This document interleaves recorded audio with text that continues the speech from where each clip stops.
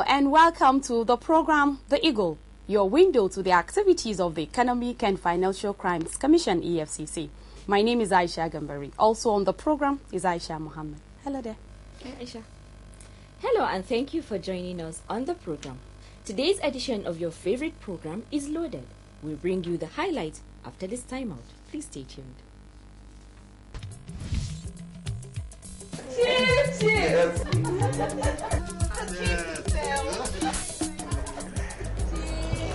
What is it? Please, keep to yourself. Chief Urabo, I got a telephone call. Anytime I close my eyes, yes, I see dead people chasing me in my sleep. My Jehovah Magadam. Is it possible for someone to become restless just because of his past? Nevertheless, unless you kill somebody dead, then the spirit will be haunted you. Hey! Was you all contractors? I embezzled all the money for the roads that are now death traps, killing people every day. I approved the supplies of fake drugs on pipe on water. I embezzled the money at the fear chief. You are supposed to a special man that the people of EFCC are chasing people who are doing to submit other people money. EFCC, as soon as they capture them, straight to prison. Jail. Are you? Life are not just about acquire wealth, making money. When other people didn't die of hunger and neglect, be careful. EFCC are watch. EFCC will get you anywhere, anytime. Justice Lawal Akapo of a Lagos State High Court sitting in Ikeja has ruled that the former managing director of Intercontinental Bank, now Access Bank, Mr. Erastus Akimbola, and his associate, Mr. Bayo Dada, have cases to answer in the 47.1 billion naira theft charge preferred against them by the Economic and Financial Crimes Commission, EFCC. Also today, further hearing in the 25.7 billion naira theft charge preferred against former managing director of Bank PHP, Mr. Francis Atuche, his wife Elizabeth and Ugo Anyanwu, a former chief financial officer of the bank, by the Economic and Financial Crimes Commission, EFCC, was stalled following the absence of a key defense witness in court. Also on our lineup today, Justice Farouk Lawa of the Kano State High Court convicted and sentenced one Moses Kola Olayemi to 3 years imprisonment on a 3-count charge of conspiracy and criminal breach of trust leveled against him by the Commission. And on our special focus segment, the Eagle crew interviewed the chairman Senate Committee on Federal Capital Territory, Senator Smart Adeyemi, who said the EFCC should be adequately funded to enable it achieve its mandate of fighting economic and financial crimes. This and other reports will come your way after this timeout. Don't go anywhere.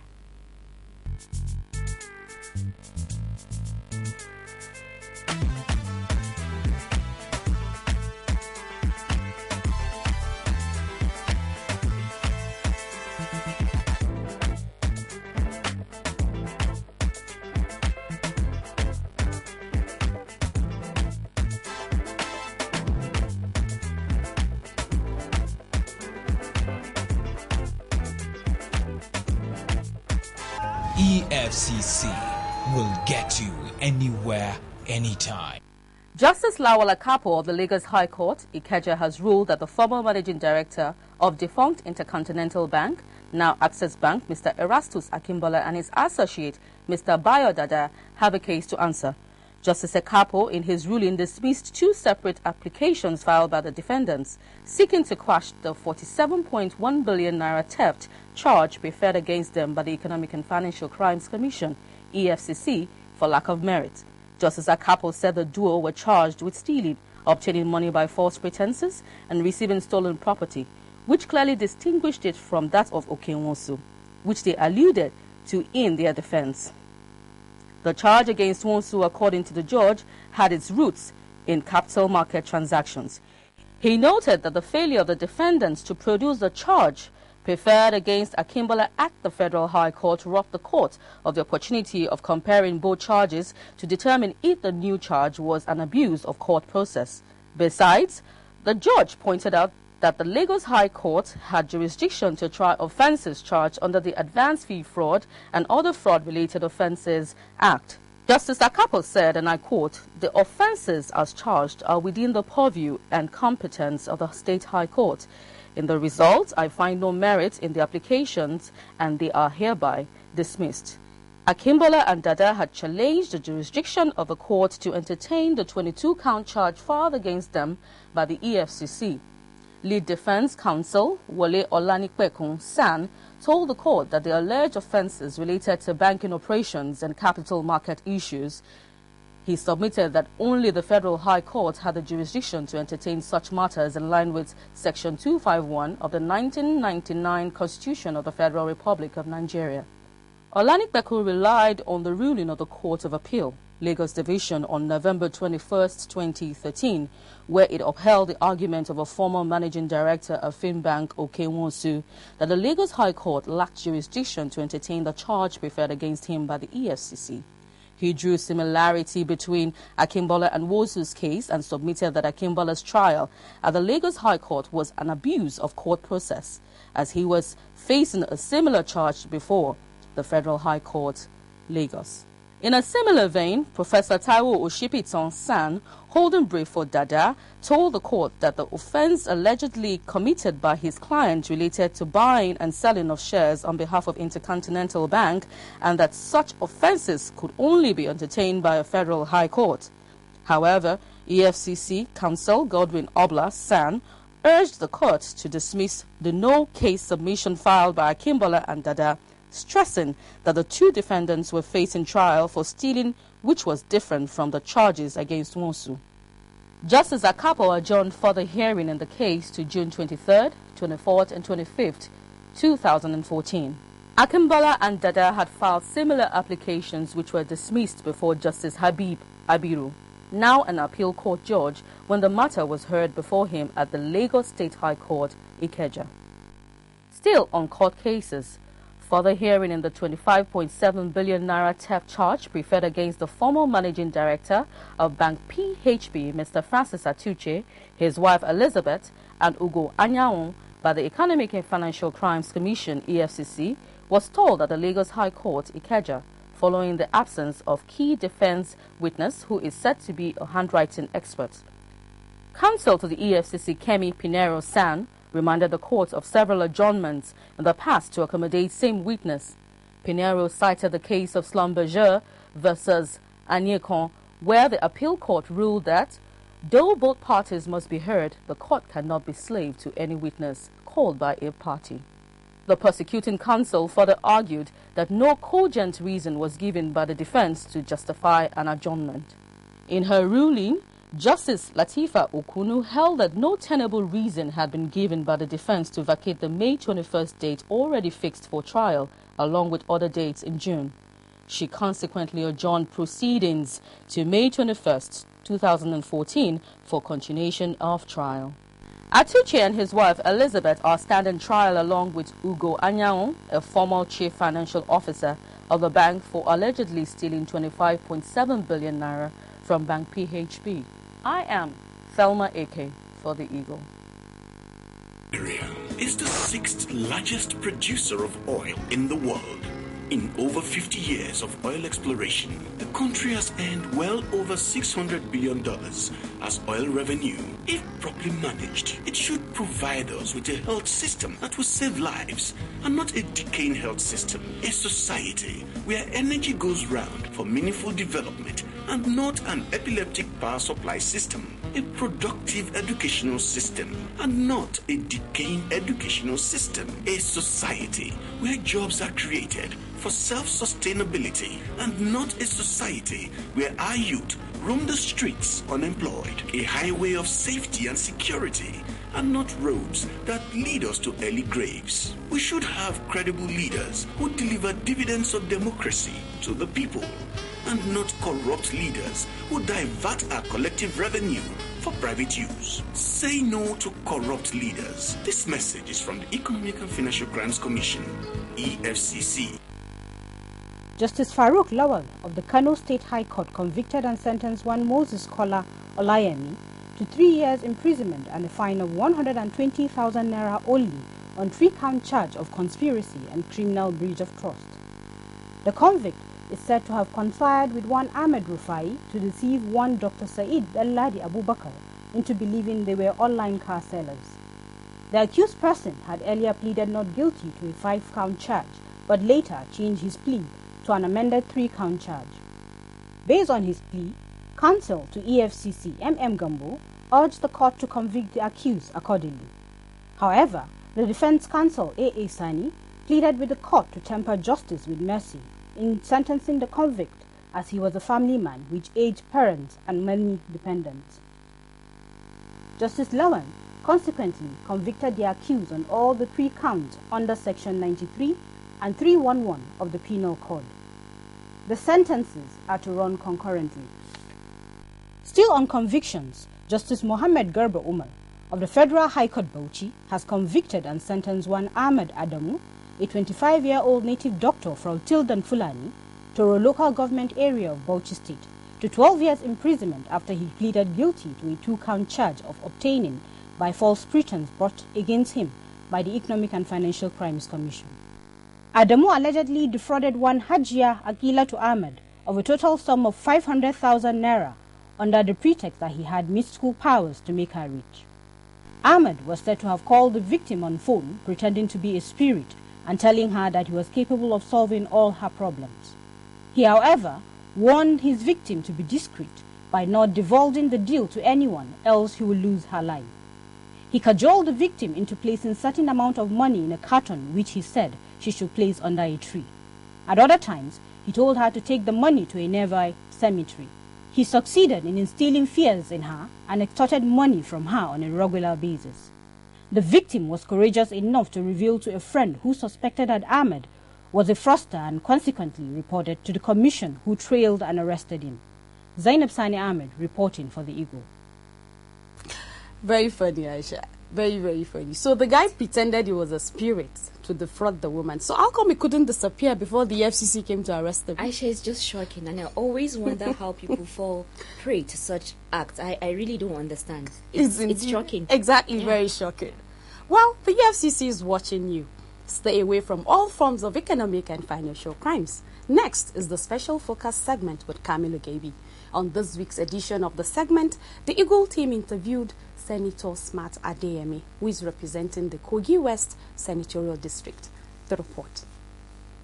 Senator Smart Adeyemi represents Kogi West Senatorial District of Kogi State. On assuming his Senate seat, he was appointed to committees on privatization, industry, federal character and intergovernment affairs, and now the chairman, Federal Capital Territory and Appropriation. Adeyemi, in an interview with the Eagle crew, said for the war against corruption in the country to be won, there is a need to review the laws. Well, I hold the view that there's need to review some of the existing laws as it affects corruption, the EFCC Act and the ICPC. As a matter of fact, I believe there's a need for us having the third agency that will be solely responsible for financial transactions. Some weeks back, we started deliberation on the third bill, and it became very controversial because quite a number of my colleagues were of the view that the existing laws, the existing anti-graft agencies are more than enough to fight corruption. But I hold the view that because the world we live in is very dynamic, there's a need for us to appreciate that there are quite a number of laws that are actually needed in order to guide the way and manner money is being transferred and how some payments are effected, that we monitor the wire system of money transactions. Looking at the EFCC Establishment Act, do you think there is also the need for an amendment? That for the EFCC Act, I have taken time to look at the Act of the two agencies, the ICPC and the EFCC.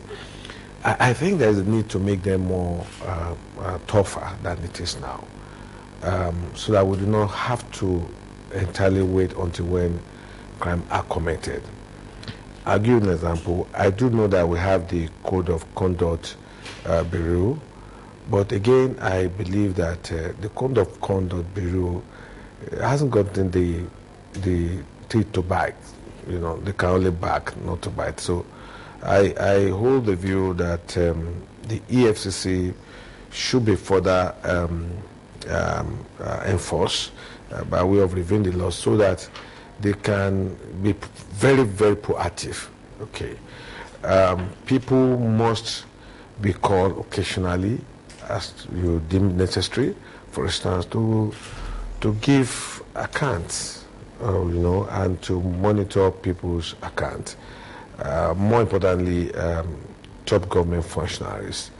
I feel that we still have a lot to do. What is your view about plea bargaining? To me, plea bargaining is another way of encouraging corruption, because to me it doesn't really make sense.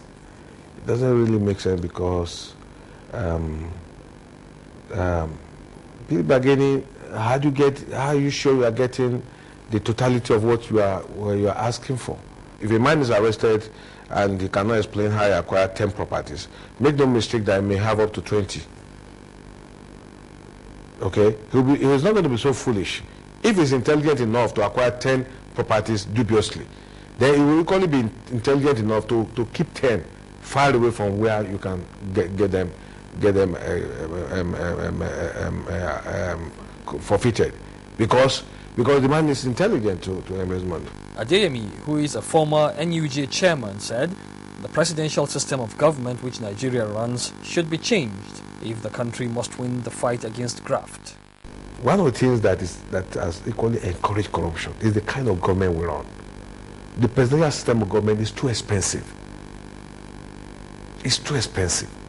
But you know one thing?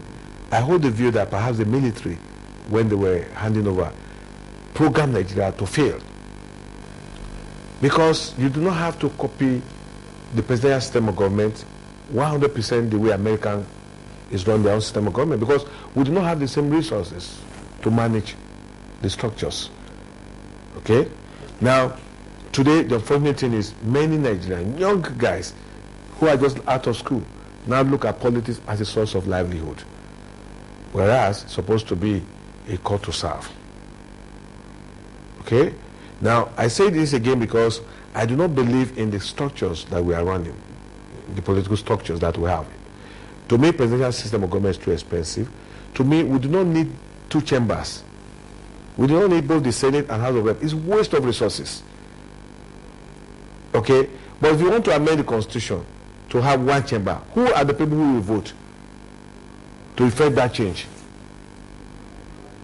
I'm ready to go back home and get something else to do. But to me, I'm here because I have to represent my people, because the structure provided for my people to be represented. And I feel I hold the strong view that I have what it takes to defend the well-being of my people. But I hold the view too that we do not need all these structures. Okay? It's waste of resources when you have two chambers doing almost the same function in a nation where some people cannot eat 3 square meals. He commended the President Goodluck Jonathan's led administration for organizing the Constitutional Conference, which he said will create a platform for people to speak out on how they want to be governed. This is why I want to commend this government for allowing another political reform conference, so that people can speak out and let people speak out and say this is what we want. And again, the problem we have is that we have a document which was handed over to us by the military government, which is not really a constitution. Any constitution that is going to meet the need and the aspiration of the people must have one fundamental clause. And the fundamental clause is that any constitution in any part of the world where there's no referendum, it's not a constitution, it's a military document. Okay. A referendum will make the people to vote, to agree on how and who should govern them, and how and where they should be governed. In a referendum, we allow the people to decide their fate, not to put some charlatan together and say they should decide their fate. The people should decide their fate. Adeyemi advocates for more funding for the EFCC, saying if the commission is properly funded, then it will be easy for it to achieve its mandate. I think there is a need to provide enough funding for the EFCC, because my constraint in assessing you now, assessing the EFCC, is that I've read on previous newspaper EFCC they don't have money. And if you don't have money, then I don't expect you to perform miracles. So if there's no money, then the EFCC should agitate for more funding so that they can really face the challenges of fighting corruption. Corruption is not easy to fight, and if you don't have the means, you don't have the facilities, you can't fight corruption. You know, because the people you are fighting are well equipped more than you, they are more powerful, you know, so you need the resources, you need the well-being.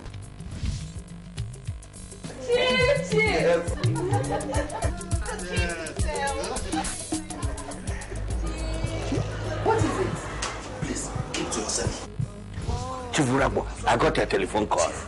Anytime I close my eyes, Yes. I see dead people chasing me in my sleep. My Jova Magadam. Is it possible for someone to become restless just because of his past deeds? Nevertheless, unless you kill somebody dead, then the spirit will be haunted you. Hey! Was you all contractors? I embezzled all the money for the roads that are now death traps, killing people every day. I approved the supplies of fake drugs on pipe and water. I embezzled the money at the fear chief. You are supposed to fluff your especially now that the people of EFCC are chasing people who are doing to support other people with money. EFCC, as soon as they are captured them, straight to prison. Jail. Are you? Life are not just about acquire wealth, making money. When other people are, they didn't die of hunger and neglect. Be careful. EFCC, I watch. EFCC will get you anywhere, anytime. Welcome back. Next is our feedback segment with Chidima Amanand. Our first message is from Ogenwoyi Osazua, who is asking if there is any reward for a person that gives the EFCC information that could lead to the arrest of fraudsters in Nigeria. Thanks, Osazua, for your message. There is no monetary reward for any person that gives the EFCC information. The fact is that the fight against corruption is a collective one, as corruption is the bane to our national development. So please join the EFCC by being a whistleblower. If you have any valid information, don't hesitate to forward it to us. Our second message is from Emmanuel Ibebu, who wrote via Facebook, and I quote, "Does the EFCC guarantee any protection or reward for a whistleblower? What happens when an innocent person is being haunted?" Thanks, Ibebu. EFCC guarantees confidentiality of information and the informant. So be rest assured that any information given to the EFCC will be treated with absolute confidentiality. That's it on the feedback segment for this week. You too can like us on official EFCC/Facebook.com or follow us on Twitter at official EFCC. You can also watch our programs on official EFCC/YouTube.com. The Commission can also be reached via the following hotlines: 0817 816 7599 and 0702 505 8809. Thanks for staying tuned. We hope you will keep the mails coming. And on that note, we end today's edition of The Eagle. I'm Aisha Gambari saying thanks for watching. God bless Nigeria. From Aisha. Yes, Aisha. The Public Interface Unit of the Public Affairs Department of the Economic and Financial Crimes Commission, EFCC, is driving a national discourse online every week. We are focusing on issues of good governance as it affects the anti-corruption crusade in Nigeria. Please join us on Google Plus by searching for official EFCC or official EFCC ng@gmail.com. When signed in your Google Plus account, like us or follow us.